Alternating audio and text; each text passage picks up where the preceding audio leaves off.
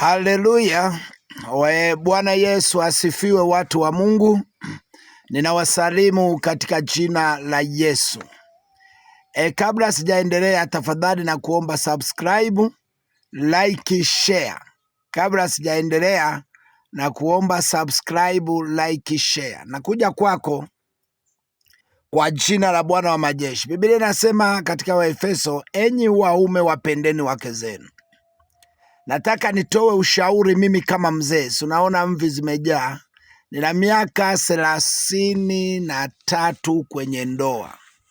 Nataka nitoe ushauri kwamba wanaume mliooa, jifunze kuwapa wake zenu pesa. Sio, unajua kuna mtu ana mwanamke ana kazi, kuna mtu ameoa mke wake hana kazi yoyote. Yaani mke wako hana kazi yoyote, anategemea wewe kwa kila jambo. Sasa wewe unampangia matumizi ya chakula tu, unampa hela ya chakula, hela ya matumizi ya siku, unaondoka. Ni kweli unatoa mahitaji yote, lakini haumpi mke wako pesa ya ziada. Haumpi mke wako pesa ya matumizi yake binafsi, kwamba kuna kitu ambacho pengine atakiwaza moyoni mwake na wewe haupo na hana pesa ya kukinunua. Sio kila lazima aanze kukuomba, kitu fulani kimeisha, unajua nimekaribia siku zangu, usiache kunipa pesa ya nini, unajua nini. Hapana, mwanaume, tumia busara. Tumia busara, mpe mke wako pesa. Kama hautajifunza kumpa mke wako pesa, najua utachukia kwa hili, na ukakuta hana moyo wa Mungu. Hapa unajua kuna wawili, kuna mwenye moyo wa Mungu, kuna mwenye moyo wa kukaa kwenye ndoa kama mila na desturi, lakini kuna yule ana moyo wa Mungu. Yule ana moyo wa Mungu hutampa pesa na atakuwa salama. Lakini yule asiye na moyo wa Mungu, usipompa pesa yake ya matumizi binafsi, na kuambia ndugu yangu, usinichukie, kuna wakina Joni, Salumu, Salehe watampa pesa ya matumizi binafsi. Kuna wahuni, watu wako barabarani wana hela, wataki kuoa, lakini hela wanazo mfukoni.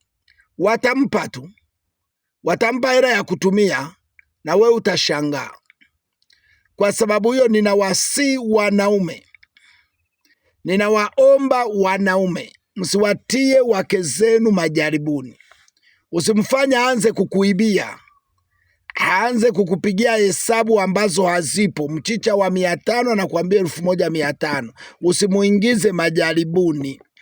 Usimfanye aanze kufikiria kuwa na mtu wa kumsaidia, au huyo mke wako ana ndugu zake, wadogo zake, wazazi wake, wakati mwingine wanahitaji msaada wake, hawawezi kukuambia, wanamuomba tusaidie 10,000, tusaidie 5,000, na hata hiyo hana vocha mpaka apunguze bajeti. Hapana, usimtese mke uliyemuoa kwa kumpenda.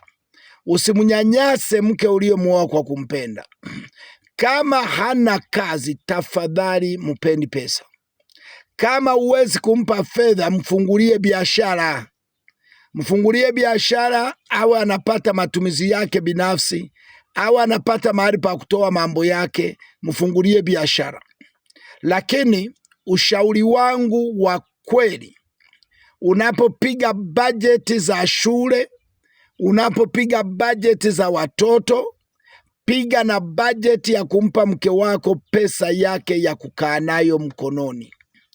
Huyo ni mwanadamu, ana mahitaji kama yako. Anahitaji vitu vingi ambavyo itakuwa vigumu kila kitu akueleze. Ndio maana tunatoa ushauri. Ndoa haijengwi kwa michezo ya kitandani tu. Hiyo michezo ya kitandani kweli, hiyo ndiyo ndoa, lakini ndoa inajengwa kuanzia moyoni. Mjenge mke wako kuanzia moyoni, awe na furaha ya ndoa, awe na amani ya ndoa, awe na kiu na uwezo hata wa kukuombea. Unaenda kazini, mke wako anakuombea, anajua mume wangu akifanikiwa atanipa kidogo na mimi nitashika pesa. Ni ushauri wangu wa bure, na ninawaomba katika jina la Yesu, kuanzia leo wapeni wake zenu pesa zao binafsi za matumizi. Unakuta mtu kama hajaokoka ana mchepuko, kama mpendi Yesu ana mchepuko. Ule mchepuko anaupa hela tu, gesi imeisha nalipa, kichwa kinauma nini sijui nini, kila kitu kusuka nini anatengeneza, lakini mke wake hawezi kumpa hata 50,000 akae nayo, kwamba hii mama kaa nayo ikusaidie mambo madogo madogo, maana unajua hana kazi. Usiniambie kwa sababu anakula analala hahitaji kushika pesa. Hapana, hakuna mtu ambaye hahitaji kushika pesa. Natoa ushauri mimi kama mzee, natoa ushauri kama mtu mwenye hekima. Jifunze kuwapa wake zenu pesa, na kushauri wake zenu wa ndoa, wapeni pesa zao binafsi za matumizi. Mungu akubariki. Naitwa Joseph Petro. Ingia hapo juu, subscribe, like, share, na kuomba usipite bila kusubscribe. Tukutane kipindi kijacho. Amen.